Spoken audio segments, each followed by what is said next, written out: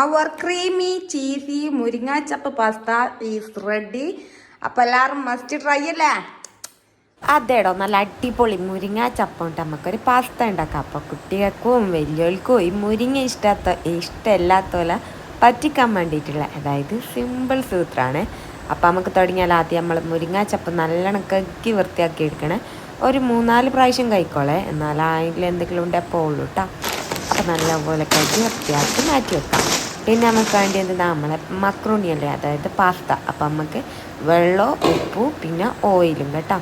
വെള്ളം ഉപ്പ് ഓയിലും ഇട്ട് നല്ലോണം തിളച്ച് വരണേ. വെള്ളം നല്ലപോലെ തിളച്ച് വരുന്നേരം നമ്മളതിലേക്ക് പാസ്ത ഇട്ട് വെക്കുക, അതായത് നമ്മൾ മക്രോണിയാണ്. അപ്പോൾ വെള്ളത്തിൻ്റെ അളവ് എന്ന് പറഞ്ഞാൽ നമ്മളെ മക്രോണിനെക്കാട്ടും കൂടുതലായിട്ട് അപ്പോൾ വെള്ളം ആവശ്യമാണ്. കുറച്ചൊന്നും പോരാ, കാരണം മക്രോണി പോകുമ്പോൾ കുറച്ച് വലുതായി വരും. അപ്പോൾ നമുക്ക് കുറച്ചധികം വെള്ളം ആവശ്യമാണ് കേട്ടോ. അപ്പോൾ ആവശ്യത്തിന് ഉപ്പും വെള്ളവും പിന്നെ ഓയിലും പാർന്ന് നമ്മുടെ മക്രോണി നമുക്ക് വേപ്പിച്ചെടുക്കാം. അങ്ങനെ നല്ലോണം കുക്ക് ചെയ്ത് വന്ന് നമ്മളെ മക്രോണി ഉണ്ടല്ലോ, അത് നേരെ സ്ട്രെയിനറിലിട്ടിട്ട്, അതായത് നമ്മൾ അരിപ്പയിലിട്ടിട്ട് നല്ലോണം ഊറ്റിയെടുക്കാം കേട്ടോ. അപ്പോഴത്തേക്ക് നമുക്ക് ഈ ചിക്കൻ ഉണ്ടാക്കണ്ട. അതിന് ബോൺലെസ് ആയിട്ടുള്ള ചിക്കൻ ഒരു കൈപ്പിടി നിറച്ചുണ്ട്. അപ്പോൾ ഇതാ ഈ ഒരളവിൽ, പിന്നെ അതേ കൈപ്പിടി അളവിൽ തന്നെ നമ്മളെ മുരിങ്ങാച്ചപ്പ് കേട്ടോ. അപ്പം മുരിങ്ങാച്ചപ്പിൻ്റെ ഈ വലിയ കൊമ്പ് മാത്രം പൊക്കിയാൽ മതി, ചെറിയ കൊമ്പൊന്നും പൊക്കാൻ നിൽക്കേണ്ട ആവശ്യമില്ല കേട്ടോ.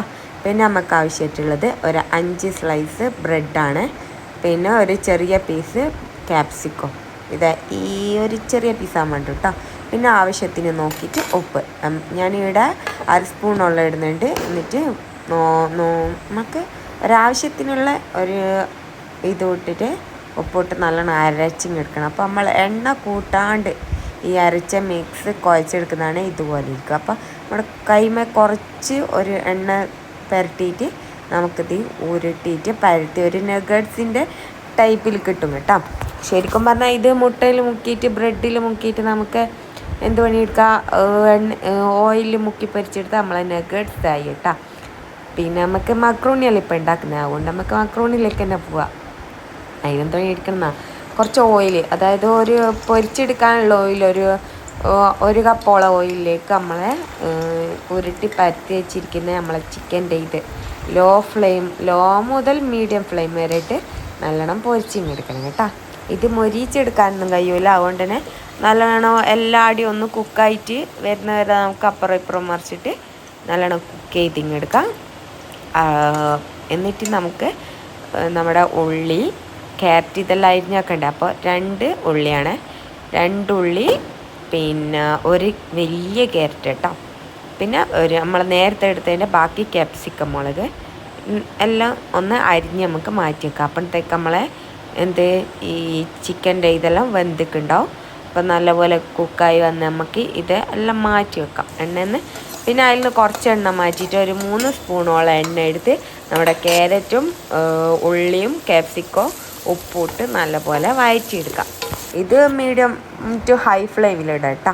അങ്ങനെ ഒന്നൊന്ന് വഴറ്റിയെടുത്താൽ അതിലേക്ക് 1 സ്പൂൺ നിറച്ചും, അതായത് ഏകദേശം 2 സ്പൂൺ ഉണ്ടാവും, മൈദപ്പൊടി ഇട്ടിട്ട് നമുക്ക് നല്ലോണം ഇളക്കി അതിൻ്റെ പച്ചമണലൊന്ന് മാറിയാൽ നമുക്കിതിലേക്ക് ഞാൻ 1 കപ്പ് ഒരു പാക്കറ്റ്, അതായത് 500 ml ഒരു പാക്കറ്റ് പാലെടുത്തരാം.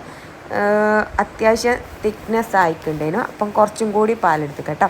ഒരു 750 നമ്മൾ തിക്നെസ് ഈ ഒരു തിക്നെസ് കിട്ടുന്നവരെ നമുക്ക് പാലൊഴിക്കാം കേട്ടോ.